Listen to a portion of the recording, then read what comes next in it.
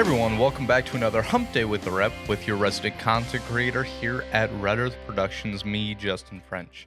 Today, I'm going to be continuing on with what Lauren was discussing again last week, talking about social media and ways that you can grow awareness using your customer service and things of that nature. My main topic today is going to be brand placement. Now, you may ask me, well, what exactly do you mean by brand placement? Well, I'm talking about this, and this. Now, that may be a little bit more in your face than you're used to, but it gets my point across, and hopefully you understand what I'm talking about now. With brand placement, you're trying to make a recognizable brand within everything you do, from social media to videos to products to anything like that. As you can see, there's a lot of product placement even in the screen right now. For my hat, my shirt, I have our website and logo here in the bottom left corner. Now, all of these things add up to brand placement. Now, what's the point of brand placement?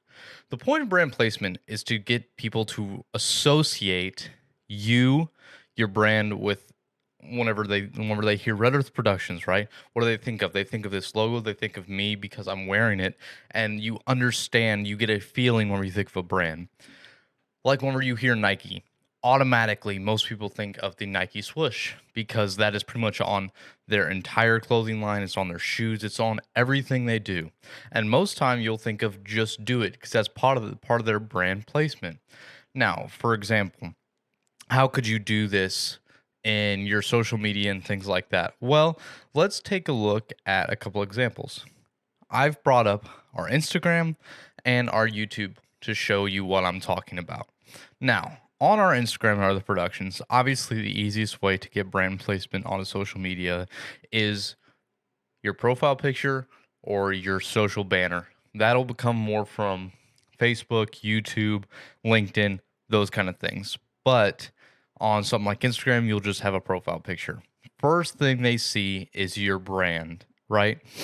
And if you're a company, most time it's a logo and something along those lines. I've seen a lot of freelancers and things like that use their face or a picture just of themselves in general because that's what they want people to associate with their brand is themselves since they're a freelancer. And if you're a freelancer, I'd recommend you doing something similar to that as well if you don't want to use just your logo, if you wanted to make it more personable to yourself since you are a freelancer.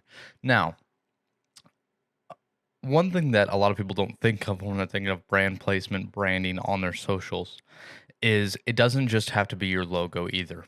It can be colors. It can be anything that is consistently similar across a lot of your social posts.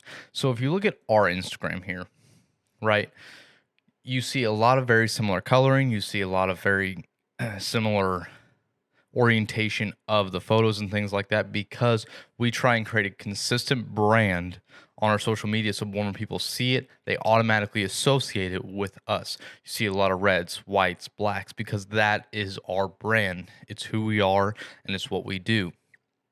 Now, same thing. Obviously, this is my video from last week, right? Now, obviously, this is not the picture of myself, but it gets my point across. You see in the video, obviously, same thing you see in this video, the video I pointed out earlier. We have our branding here in the bottom left-hand corner with our website. But on the other side of things, you'll see it even in this video right here. We have the subscribe button, notifications, things like that, because it automatically gets people to try and subscribe to your brand, right?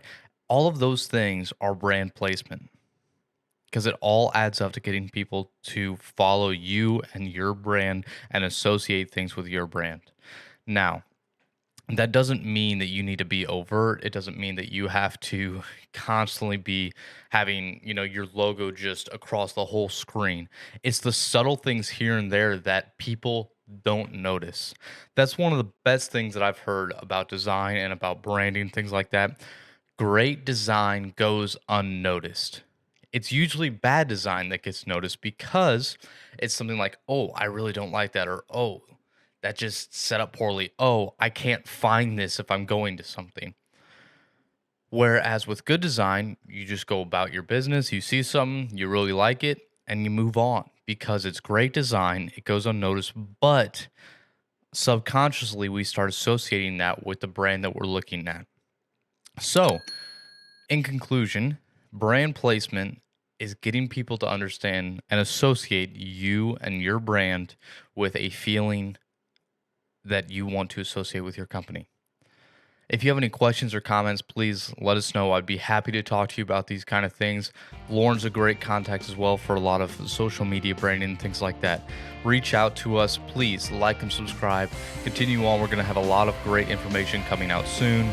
So please stay tuned and we'll see you next time.